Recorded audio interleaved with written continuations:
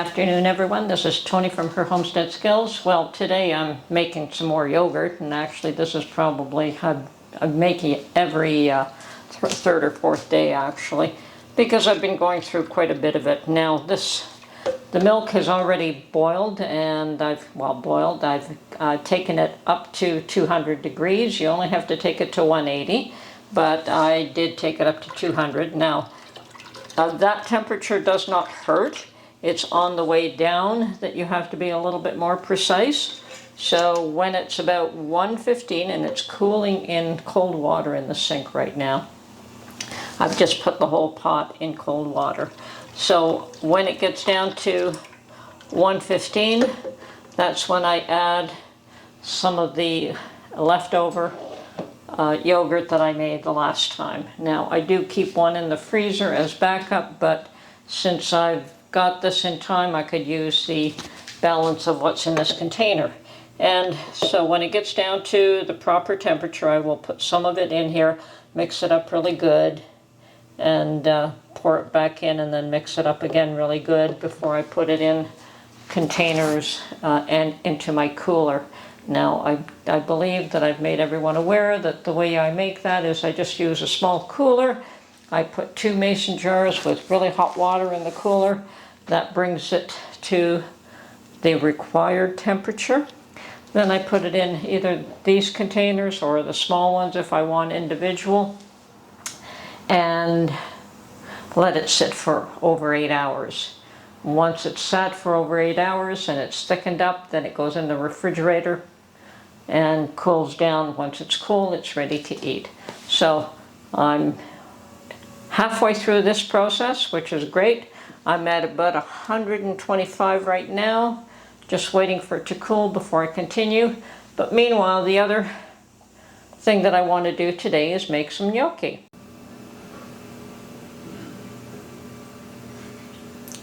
Okay, the really nice thing about making gnocchi is that you don't need any special tools. What you have in your kitchen will suffice. You can use special tools if you have them, but if you don't, you absolutely don't need them. And the tools that I use are just a little gnocchi board, but you can use a fork to give you the same grooves on the pasta. And I use a potato ricer. Now, you don't need that either. You can just mash them if you want. So absolutely no special tools necessary. And there's only 4 ingredients. We have potatoes, which I have boiled and peeled. I've let them cool and then I've peeled them. An egg, salt, and flour. And that is the totality of the ingredients that you require. Now, I will use my potato ricer just because I have one and I like it, but you could mash your potatoes as well. So,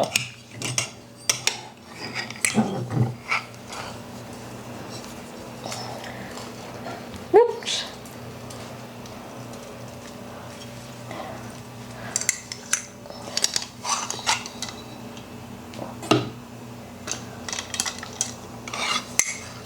A lot easier if you just use one potato at a time in this thing.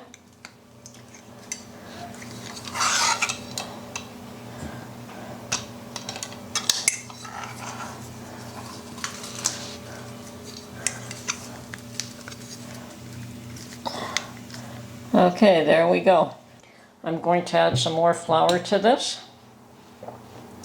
Now, I don't have a quantity of flour, I don't have a quantity of potatoes, but I just add until I think I got the texture that I want. I'm going to add approximately a teaspoon of salt and my egg.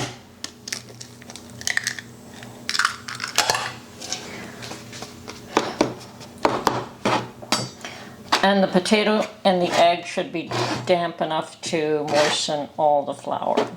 If it isn't, I'll add another egg. Or I can add a tiny bit of water if an egg is too much moisture.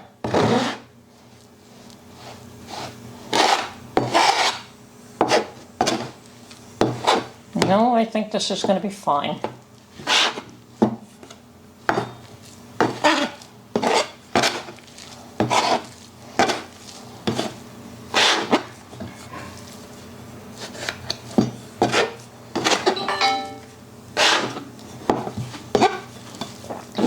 As a matter of fact, I'll be adding more flour.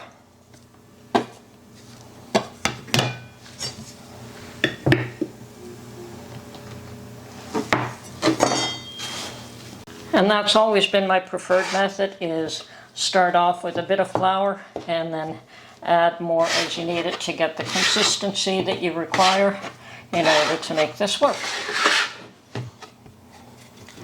And you want the dough to be firm but not hard.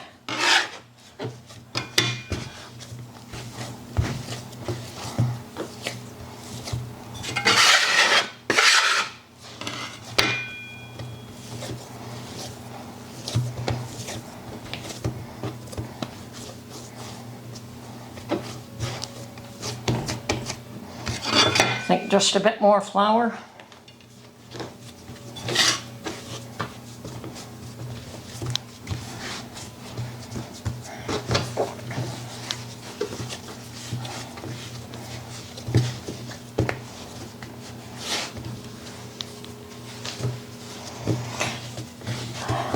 Okay, I'd say we're just about ready here. So, what I want to do at this point, now this is only making a small quantity, it's not a large one at all, but I'm going to roll this into strips.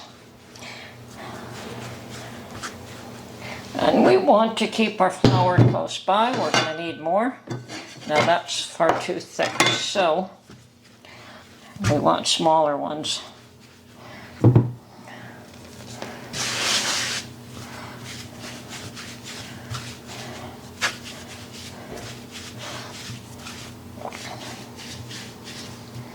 Till they're about an inch thick, maybe a little smaller. Okay.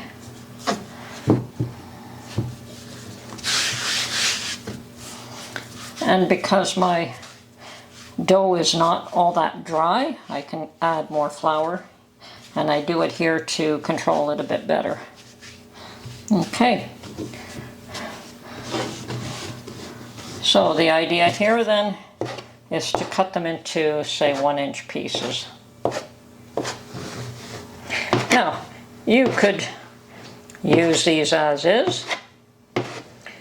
You can use a fork, and I'll get a fork to show you how that's done.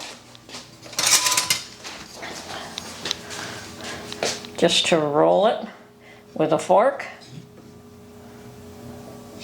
Pretty easy, actually. Okay, or if you have a gnocchi board, and believe me, these are very inexpensive. I think they're $10 max, and you can find them cheaper. And then you can just roll it on the gnocchi board, and that will give you the pretty ridges. You can also, now these are a bit on the big side, you could also just use your fingers and roll them like that. That's the way my grandmother used to do them. Never had a gnocchi board when we were young. And I flour it so they don't stick.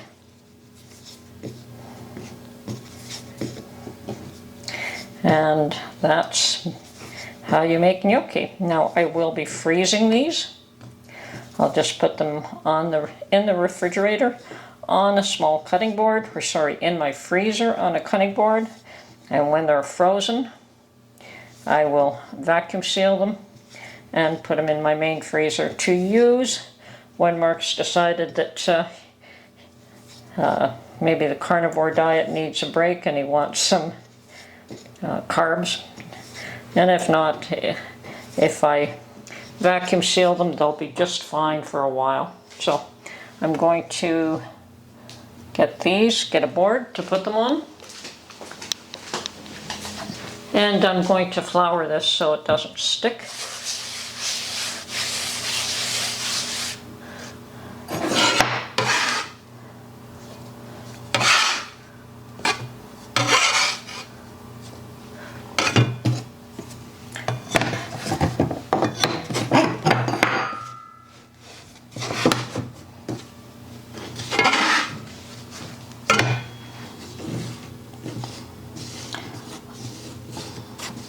Okay, on to the next batch.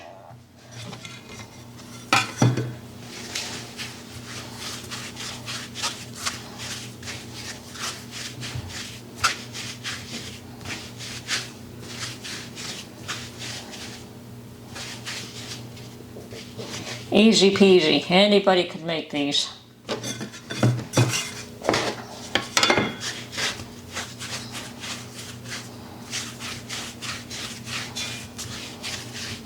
Now, you could use them in a soup if you want.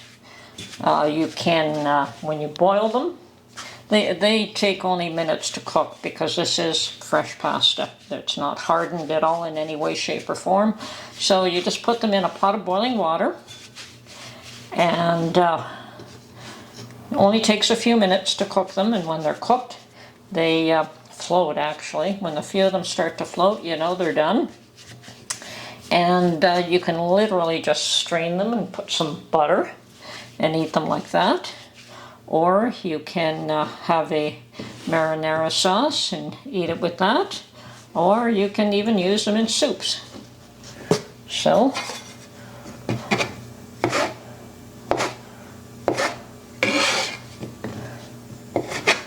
they're fairly versatile.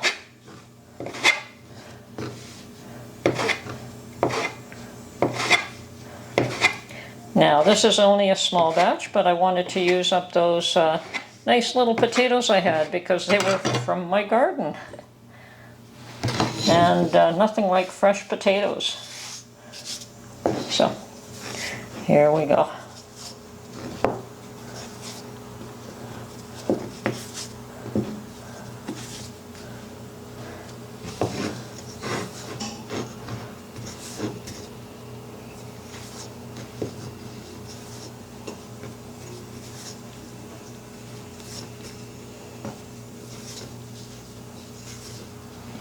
More flour, you don't want it to stick.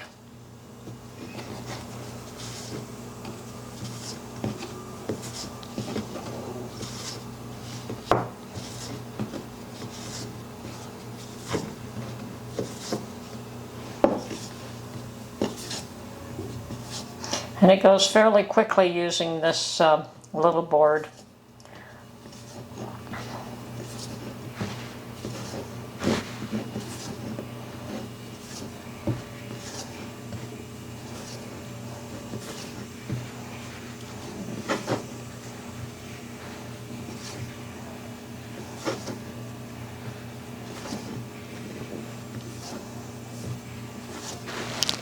Okay, I think I've got them all.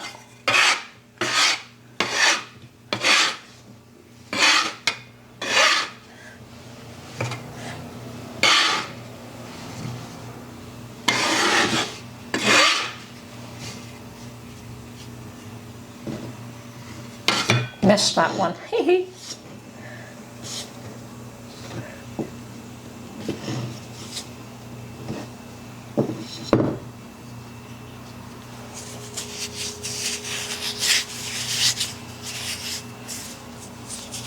Okay.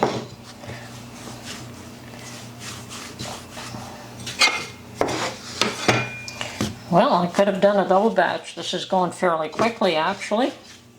Oh, better check my... Yes. Have to stop here and... Okay, my yogurt is at 115, temperature-wise. And I can pull that out and start thinking about adding, here we go, adding some of this to my leftover yogurt and mixing this up. And the reason I do it this way, I don't always, but I try to ensure that it gets good and mixed up. So taking a bit out first and mixing it with the bit of yogurt that's left over before I pour it all into the pot.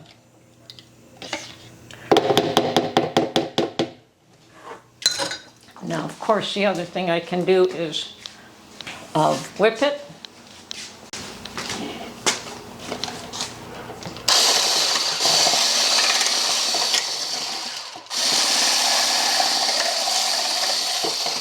And that should ensure that it mixes up very well. Pour it back into the pot. Oh yeah, that looks good.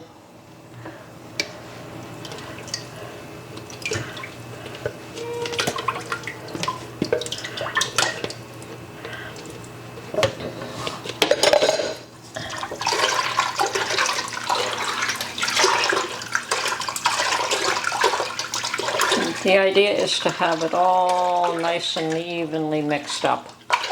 And then we can start pouring it into our containers before we put it in the cooler. Okay. Okay, well, I just washed out the other container because I've only got 2 of these, and yes, I could use all my little ones, but lately I've liked using these because I can have smaller portions. And I actually eat yogurt 3 times a day sometimes, so a smaller portion is not necessarily a bad thing. Okay, and it's not so much the yogurt, but what you add to it that can certainly put the calories up. So you have to be careful there. Now I know I've got more than is going to fit in these 2 containers, so I will have some of the individual ones as well. But I want to start off with these 2. Okay. Put the lids on these and we will get some of the small units. Should have maybe 5 or 6 small ones as well. Perhaps a third one of these large ones would have sufficed, but this is fine. I like the small ones as well. So.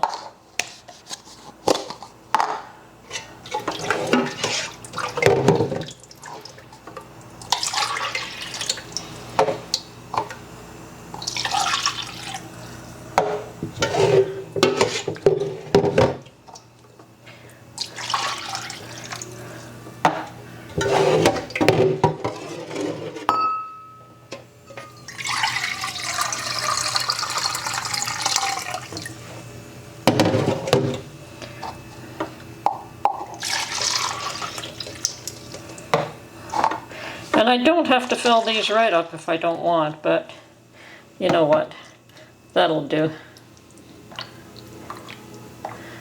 What do I have, 5 there? And another drip. I don't like to waste any of it. Okay, off into the cooler these go. And what is it now? Noonish, so about 8, 9, but they should stay at least 8 hours. So sometime around this evening, they'll come out and go in the refrigerator. Okay, that's done. Back to finishing my gnocchi. We're almost there with this one as well. So, doing good today. See, these are still very soft. And you don't really want the texture of these to be really firm anyway.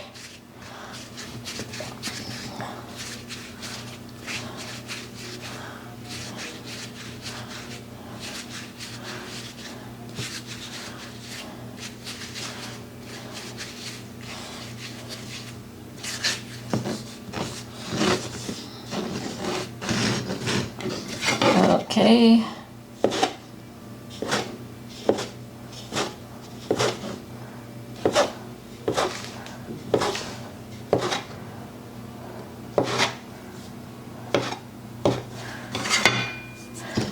That's it.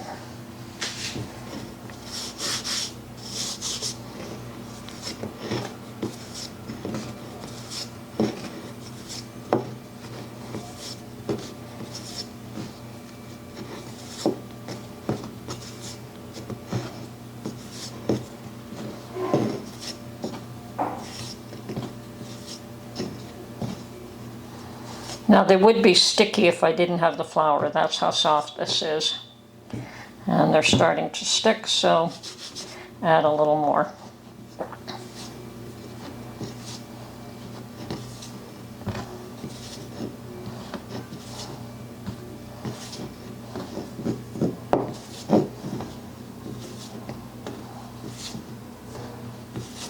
And we're done. So, at this point, I just want to make some room on this one board without piling them one on top of the other.